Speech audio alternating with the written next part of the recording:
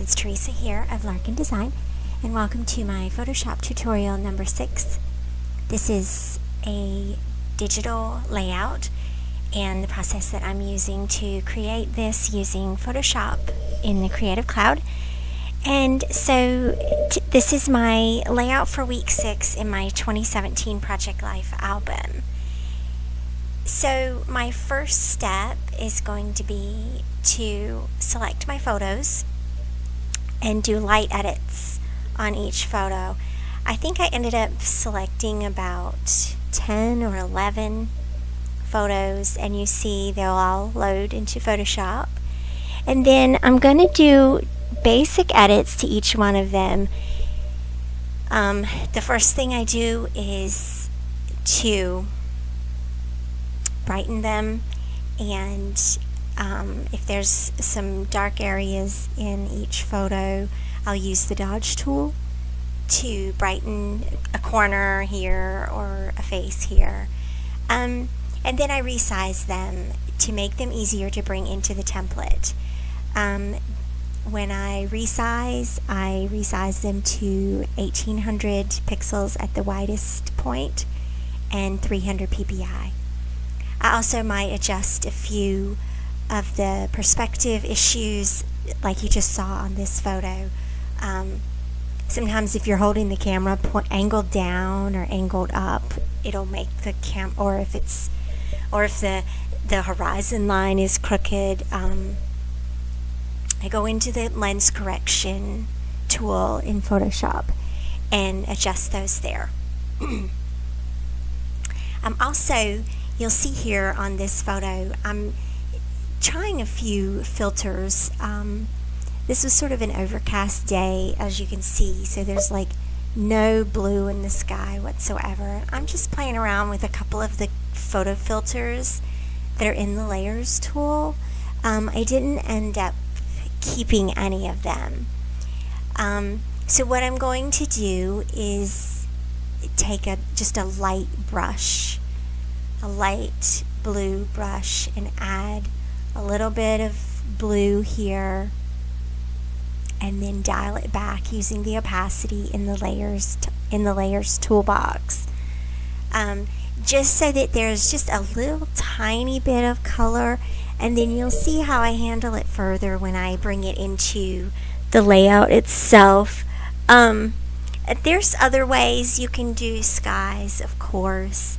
That's just a quick way. I don't think that you would want to do that if you're gonna focus heavily on the sky. I'm going to crop a lot of that out once it's added into the layout itself. This photo is one I took from above. This week in the year I got the flu, and so I spent a good 3 days in bed, and Alan brought me everything. I barely even got up to go to the bathroom for those 3 days. So that's part of the story of this week. And then we also had a dentist appointment, and so you could see there again how I adjusted the horizon line. I went by the cabinet that was in the lower left hand corner to judge whether it was straight or not. This little photo is one we just found. Natalie had lined up all her favorite stuffed animals on her headboard. So that's a good one to include. That's a Project Life moment, right? This was a familiar view of soup once I started. I think actually that was before I landed in bed. In all, I was sick for like 10 days. And it was the last 3 or 4 days that I spent in bed. So part of the week I was sick, but I was up and still doing everything I needed to do. And this was my view from the sofa one night, and the kids were just at the dinner table eating. And then a random moment, then Natalie came to give me hugs goodnight, wearing her deer antler, her reindeer antlers, and her reindeer nose. Just random moment. That brief, quick photo of me was just sort of how I felt about the week. By about day 6 of being sick, I was pretty much done. So, and then there's another sky photo. Now, what you could do, right, you could take the sky from this photo and crop it into the other photo and use that as your sky. I think that's probably another tutorial for another time.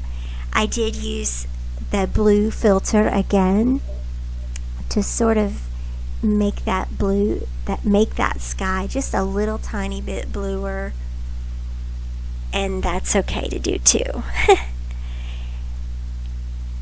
So here I'm going to go, I have all the photos edited, and now I'm going to just go into my Liz Tamenaha Paislee Press pocket guides and select a template that I want to use for this week. Now, what I do, the first thing that I do when I open the template is I make the canvas 12 by 24. I know for sure that I'm going to need both sides of the layout this time because I have 11 photos or something like that. And so I make the canvas 12 by 24, and then the template that's in there, I move it over to the left hand side and size it down a little bit so that I have a 1/4 inch border all the way around. I also want to make sure that I have a 1/2 inch in between both sides of the layout so that it prints the right amount of margins on both layouts. Excuse me. So I do that. I highlight all the layers all at once and hold down the shift key in the move tool and then size them all down so that they fit within the guides that I've pulled in. And now I have a basic layout and template to start with, and what I will do now is sort of copy some of these layers to repeat the elements on the other side. I save some space as well for full 4x6 photos. But this is particularly handy. One, there's some journaling opportunities in each of these templates, right? And there's also opportunities to include smaller photos. I may not use all of the smaller blocks, but they are there and they are available. Okay, and so my primary focus when bringing this layout into a 24-inch width is going to be balance, and how to maintain balance and how to make the layout look cohesive and not too repetitive, but also of course be balanced. And so the first thing that I'm going to do is I'm going to leave the date card in the upper left hand corner, but I'm going to repeat this journaling card on the lower right hand side. And so this is sort of asymmetrical balance, right? But it still counts. And then I'm also going to repeat the photo in the lower left hand corner. I'm going to repeat that in the upper right hand center of the layout. And this is just sort of, I'm going to be moving things around a little bit, and even once I bring the photos in, I'm going to still be moving these blocks around a little bit. So one thing that you'll find that I do as I copy each element is I move all the elements that are on the right hand side, I move those to the top of the layers. The reason I do that, and you'll see that happening right here, the reason that I do that is to keep all the elements from one page, keep all the elements from the left hand side grouped together, and they're at the bottom of the layers, and then all the elements on the right hand side I want grouped at the top of the layers box, so that if I have to do a global move or something like that, I know where those are, and also so that it makes it easier to locate those layers when I need to bring in the photos. You might have a different way of keeping track of all these layers, and so if you have a different way of doing that, feel free to share that. I would love to hear. There are a lot of layers in these templates, and then of course copying it times 2 brings even more layers, and so how to manage and organize those is definitely something that I'm always looking for tips for. And again, just big disclaimer, there are so many different ways to do so many different things in Photoshop that other people may show how to do this in a different way, and this is just the way that I've found that works for me. So I think everybody has their own way of doing these things, and it helps to watch how other people do it as well. I am going to go ahead and save. I should have saved it already, but I'm just creating a folder for this week number and then saving that template, basically so I have my progress saved, and also so I don't mess up the template that I have. This is an acceptance letter that Addison got. He's going to be going to a magnet school next fall, and so he was accepted to that. That's exciting, and I wanted to include a photo of that letter there. At this point, I think I'm starting to bring in the photos, and so you can see here how I moved that photo so that the sky was pretty much off of the photo, so that you don't see a lot of that sky.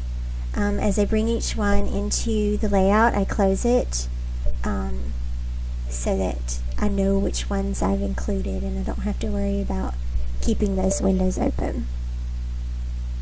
And again, that's a matter of organization and process.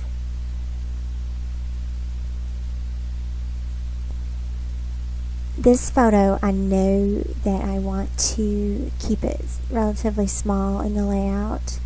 It's not finalized there, though. I go back and do a little bit more work with that one.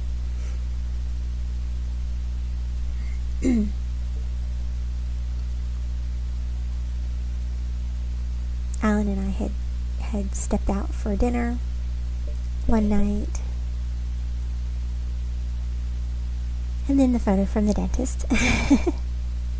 And all this is a matter of copying and paste. I'm working on a PC, so Control A, Control C, and then Control V to bring all your photos into the layout, and then use your clipping mask in the layers tool to bring that to make that photo fit into the shape that you want it to fit into.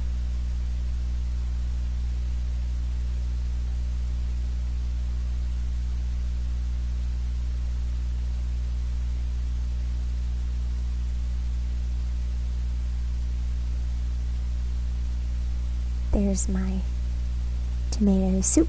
I probably lived on tomato soup for about 5 days.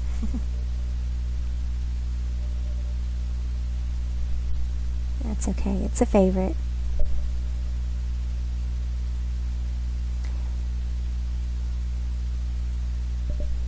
And then there you can see how I pull the guides in just from the ruler function, from the rulers at the top or at the left hand side.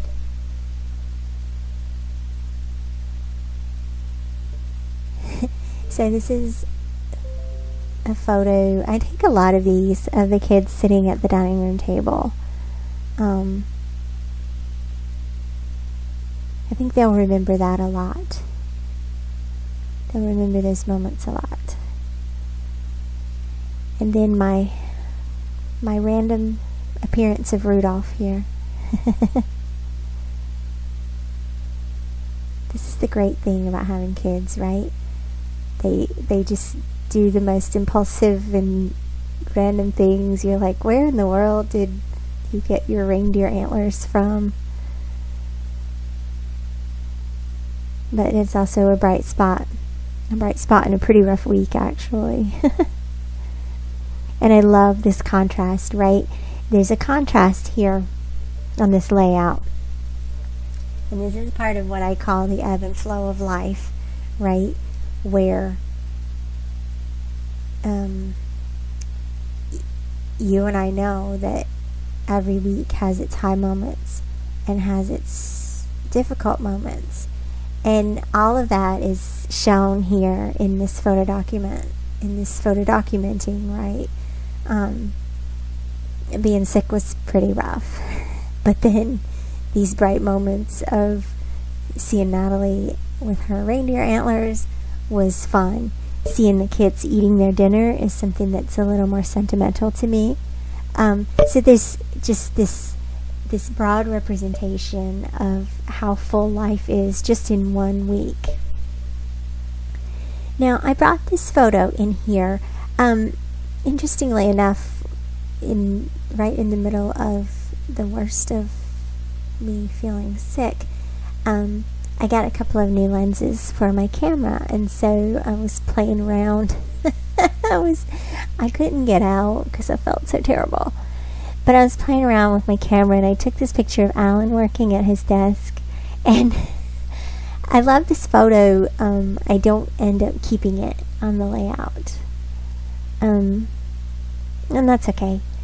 But anyway, so I was just experimenting with my new lens.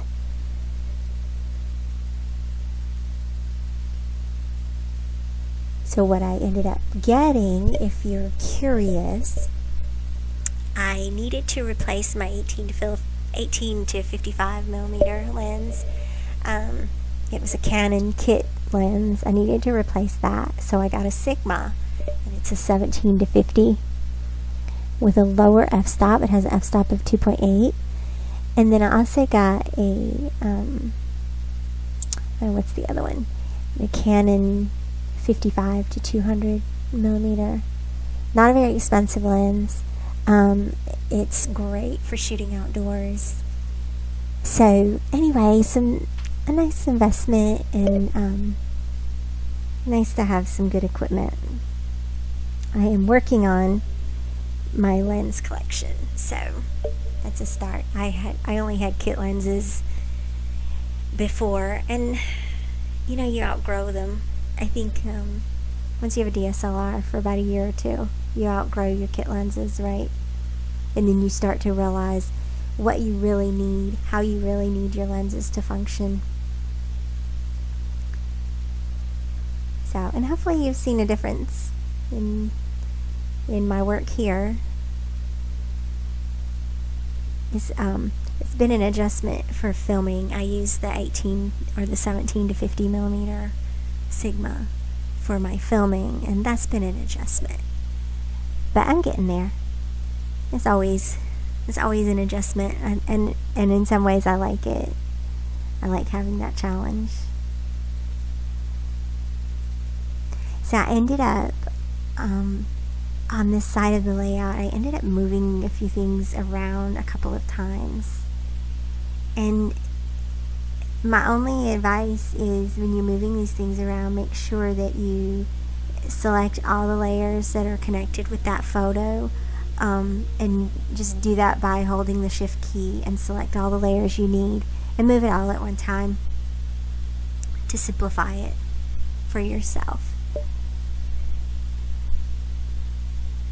Yeah, and so I've settled on putting, for now, Alan's photo is in the center of this right hand side, and I put the bullet journaling card on the bottom, and then I'm gonna move it back. I don't know what I'm doing here, but it's all part of the process. just trying and seeing how something works out, what you think about it. And if you don't like it, then you just move it back or move it somewhere else. I have one more photo to bring in, and it's this sky photo again. Again, playing with the lenses that week.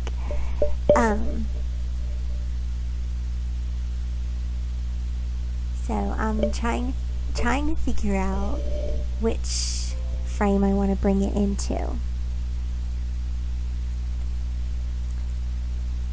And I'm thinking I'm going to put it in the center on the left-hand side.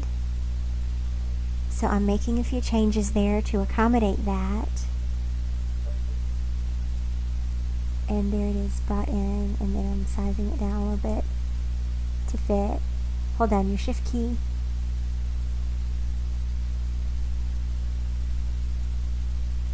But I'm not really fond of how that looks. I feel like that left-hand side is photo heavy on the diagonal center, and then journaling card heavy on the diagonal top. So I'm going to work with it a little bit more. Move the sky.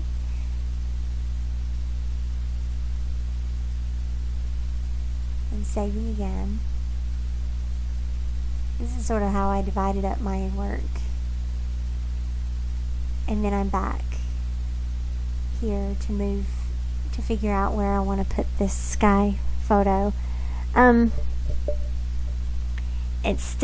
think it still works best for me personally to keep these 4x6 frames in the traditional Project Life format. I'm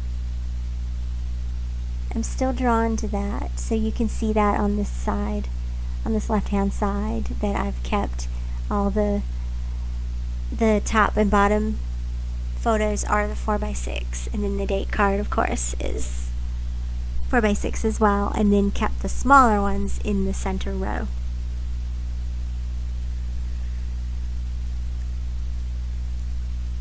But on the right-hand side, I went a little rogue and made one of them using the smaller blocks, and that's okay too.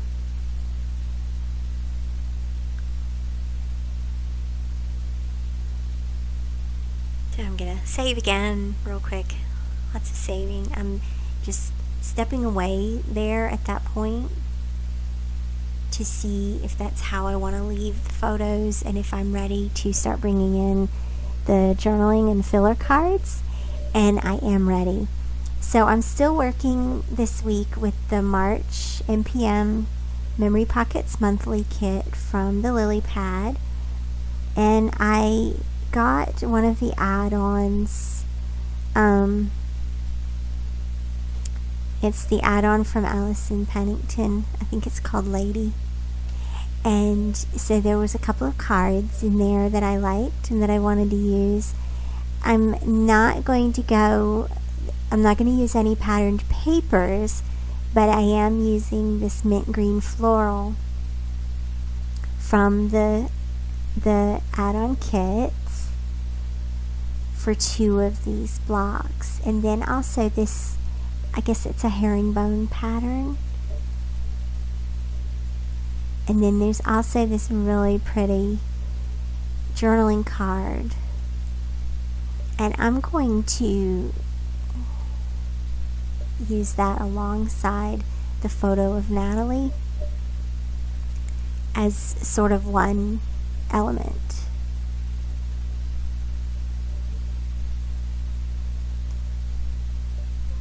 So that's kind of fun to do. And then I will leave that just like that so I can do some handwriting there.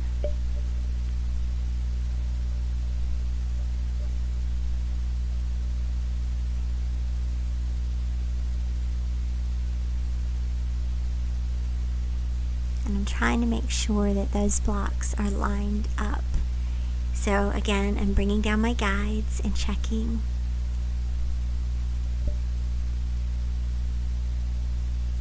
And then of course when you have the guides and you have your snap tool, active, you can snap to those guides.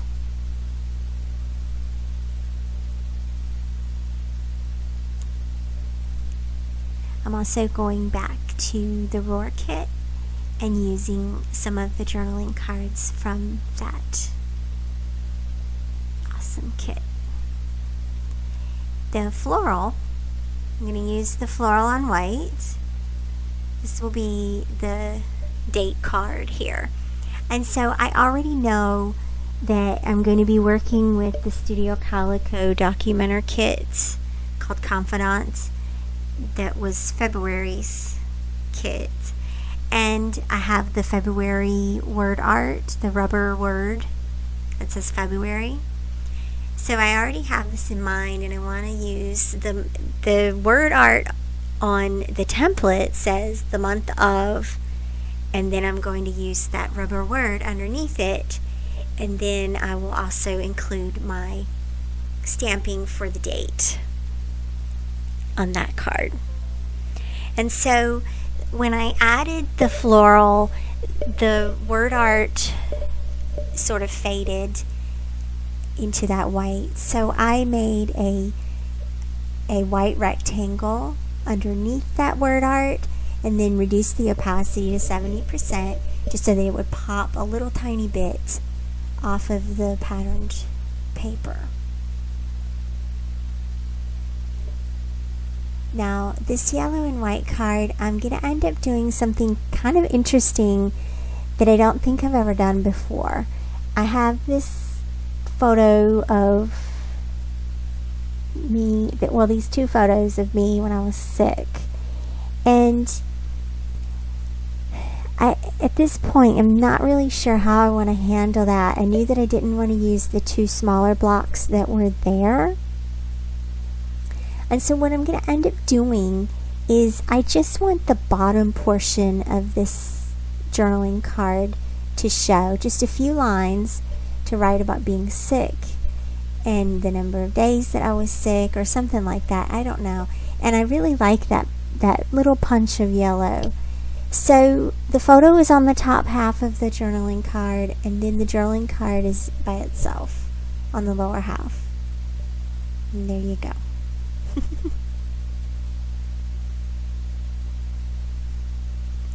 Right now I think I'm just finalizing some of the edges and just making sure that everything is lined up. And then I'm also going to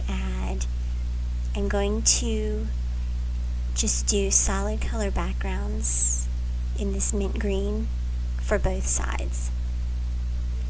I had been doing some pattern papers the last few weeks,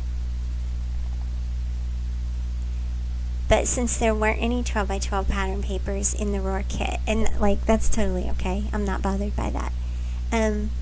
So I'm gonna just do a solid here, and I have a nice bit of pattern in the upper left hand corner with the date card, and so I think that's enough.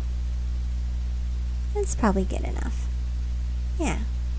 So I like how that looks, and I'm just one more step to go until this digital portion of the layout is done. I'm going to add my text in these text boxes.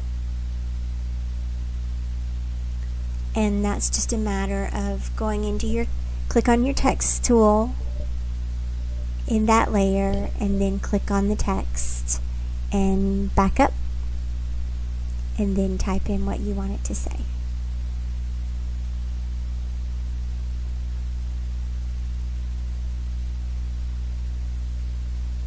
This ended up being a bit too cluttered with 3 lines, so I'm going to redo it.